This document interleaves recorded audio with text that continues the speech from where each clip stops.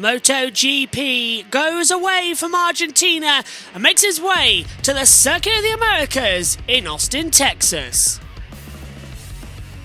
It's the third round of the season, and after Bagnaia and Bezzecchi won the opening two, we come here on April 16th to the Circuit of the Americas.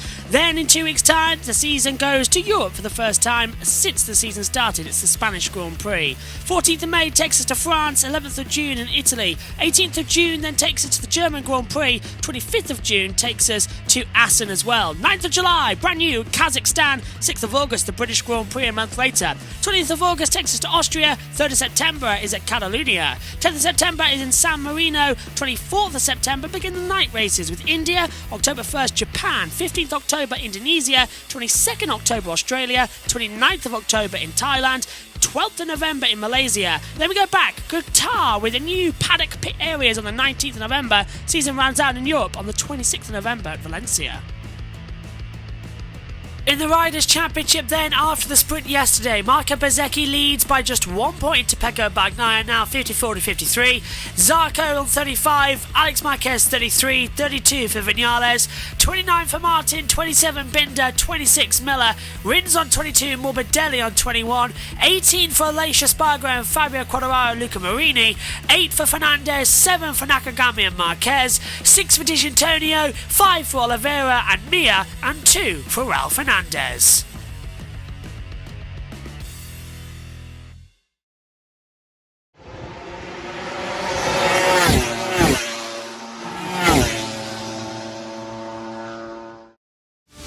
It's time for the MotoGP warm-up session from the Circuit of the Americas. Yesterday's sprint race provided us with the anticipation of a Rins-Bagnaia battle. Bagnaia won by 2.5 seconds. However, that was a hard front, soft tyre strategy. What's the game going to play today as we get ready for the Grand Prix?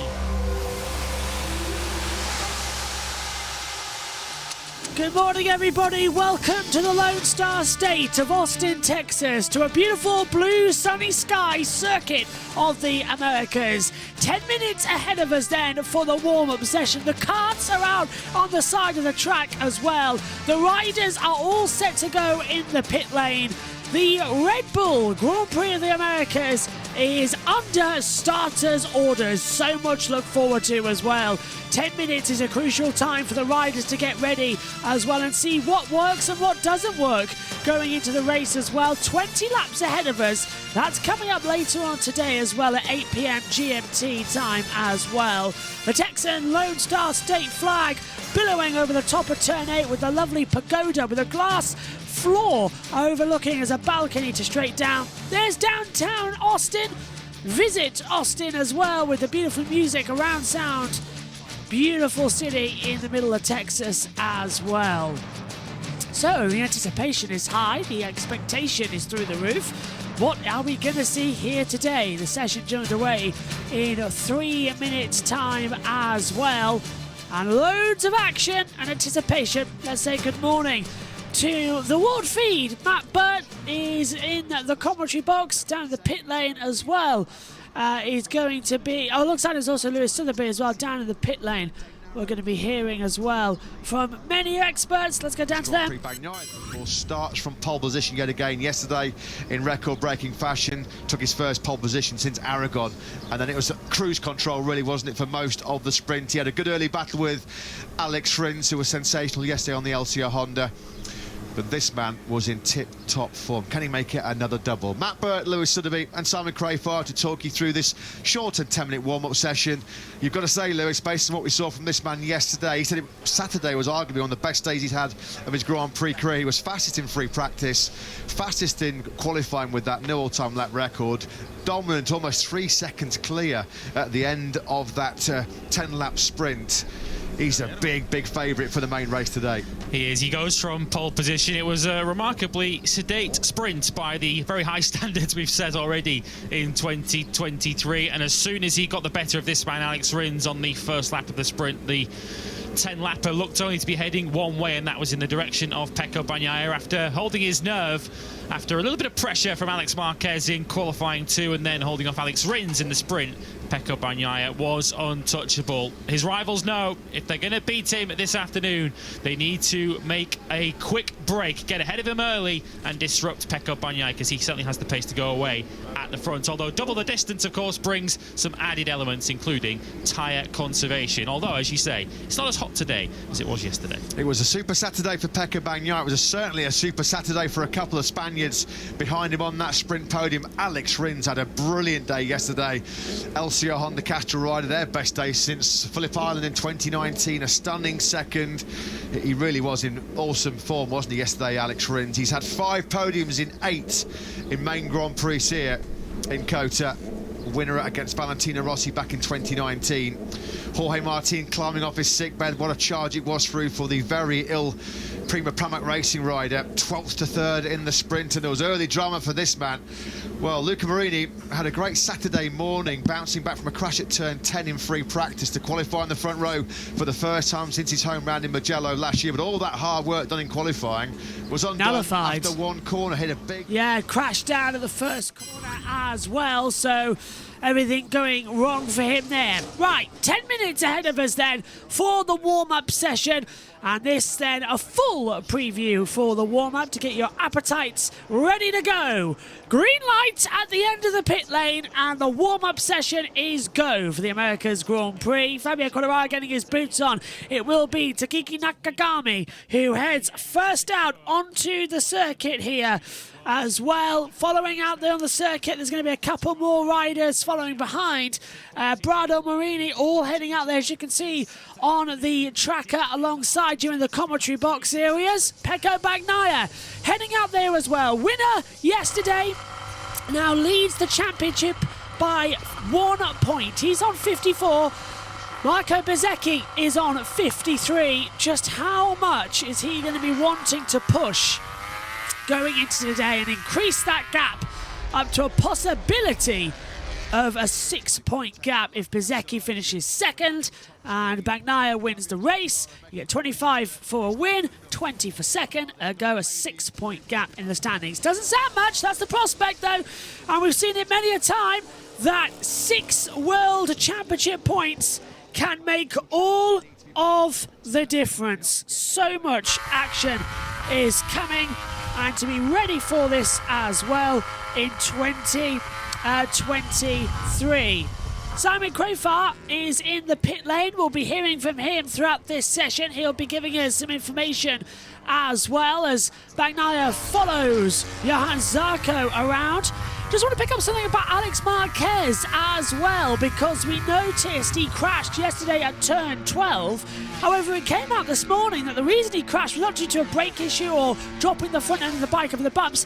Going under braking into turn 12, he was actually sick. He vomited in his helmet, and the next thing he knew, his body felt like it was collapsing, and he ended up on the deck at turn 12. And then we got back to the pit lane, he was sick again. We're watching him now on the screen. Alex Marquez, 26 years old, born the 23rd of April 1996 as well. I'm 24, he'll be 27 in a few days' time as well, by the sound of that, next weekend on a Sunday, 7 days' time.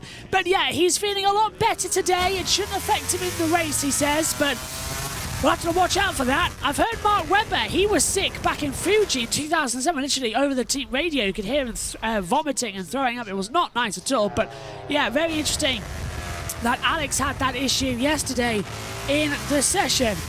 So looking forward as well to this weekend, we're expecting a lot of drama as per usual as we arrive at Malaysia Spargo. Track temperature this morning, 21 degrees down the start straight. Sector 1, 2 and 3 are in 25-degree weather as Jorge Martin comes across the line to start his lap time as well. Uphill towards turn number 1, 25 years old, born 29th of Jan back in 1998 in Madrid in Spain as well.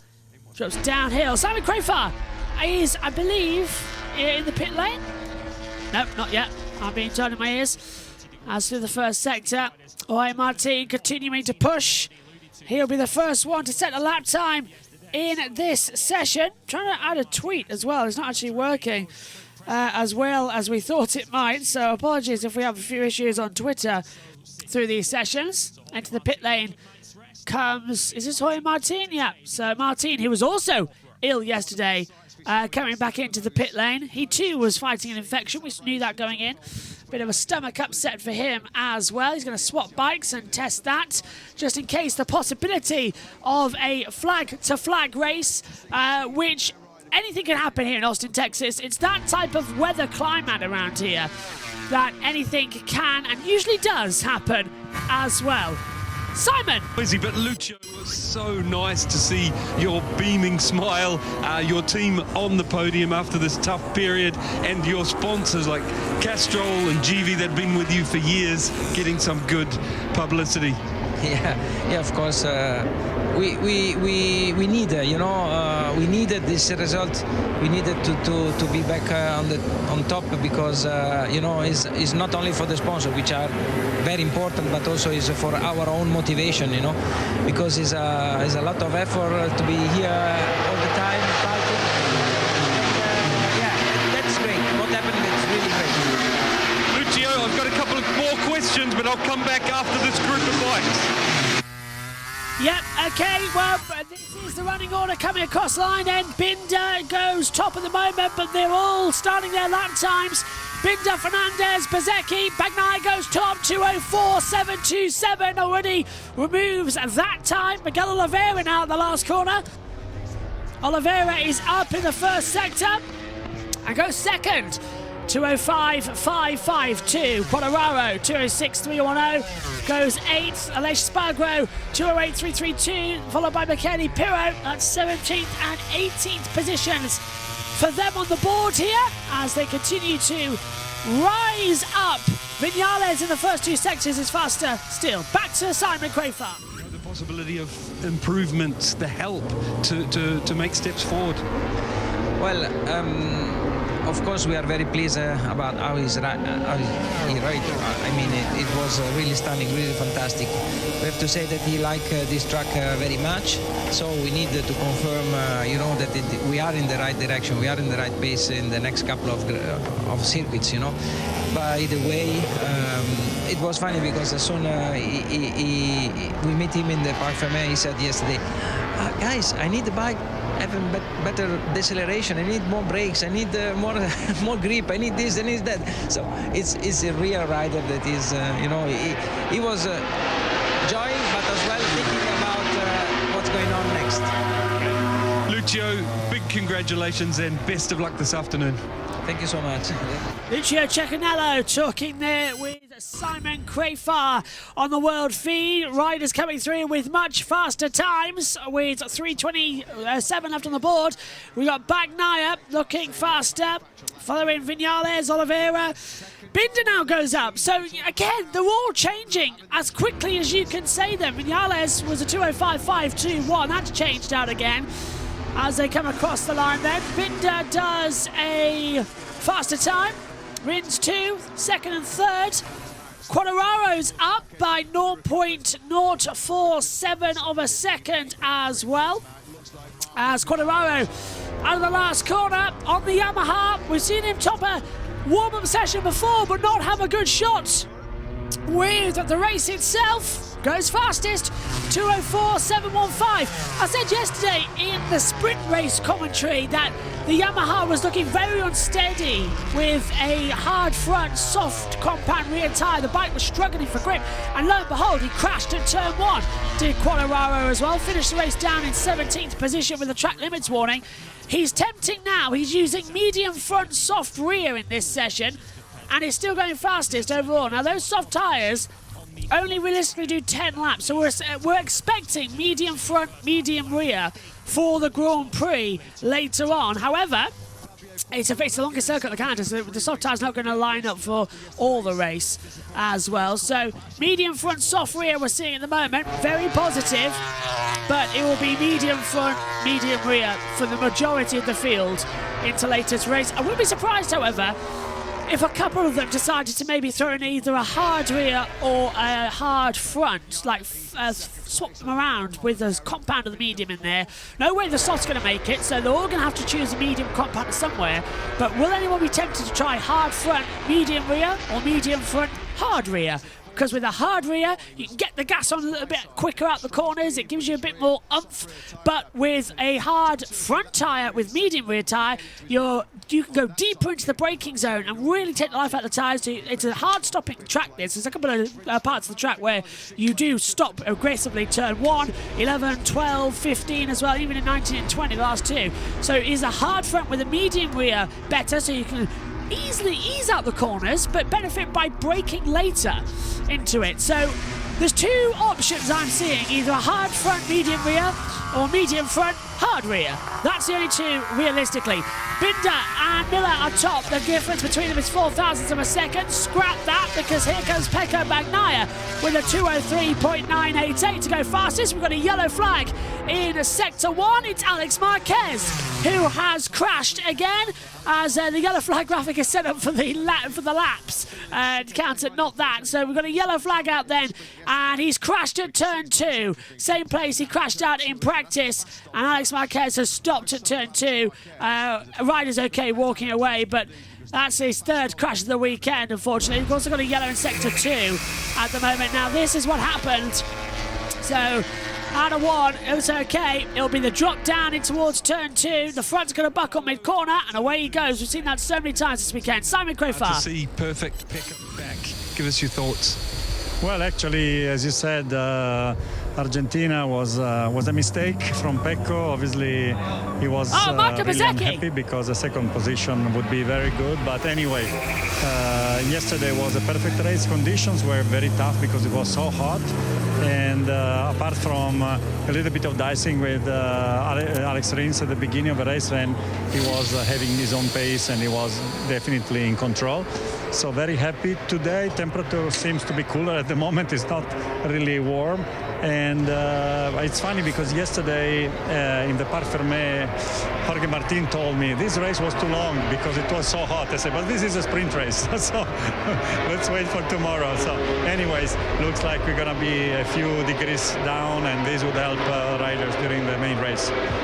Speaking of Jorge and other Ducati riders, I'd like your thoughts on that. I'm personally hoping that Jorge, I know he hasn't got a good position on the grid, but his speed yesterday, considering he's bouncing back from fever, antibiotics, he looks better this morning in his face, and I'm hoping he can make a race of it because Pecco's looking so strong otherwise. Well, yes, you're right. Morbidelli's crashed. Jorge had a problem, like he got some fever, so he was not really in perfect conditions. This is why maybe the race was a little bit too long yesterday for him, but it looks like he has been recovering steadily. And as I said, today we think the temperature is going to be a little bit more affordable for all the riders because it's a long race, it's a very demanding circuit, so let's see. But obviously our wishes is that Pecco can repeat the result for today as well. Well, last question that's on my mind is how strong your bike is here, especially in the acceleration and deceleration areas. What are your thoughts on that and why? I mean, for example, people have been saying for years that your engine's so strong, and that's obvious, but it also looks to me that electronics and the way your devices work and anti-wheelie grip, it looks like it all comes together. Yeah, well, it's not up to me to say that we have one of the best bikes in the paddock, but you know, we happy. Actually, we won last year with Bastianini, so you know the bike is adapting quite well, and I think the few refinements we did last season and the new bike are just a very good package. We could see that the guys with the 222 bikes are doing extremely well, so we're happy. Obviously, it's very important to be coming out of United States possibly with 2 wins for Ducati. It's a big market for our company, and so many fans came here. Thank you, Paolo. Thank you. well, we've missed About 3 minutes, thanks to Simon Crayford mucking around and then not throwing back at the commentators, which we couldn't interrupt with it. But we've had Alex Marquez crash, we've had Marco Bezzecchi crash, and now we've had Franco Morbidelli crash as well. So they've all gone down.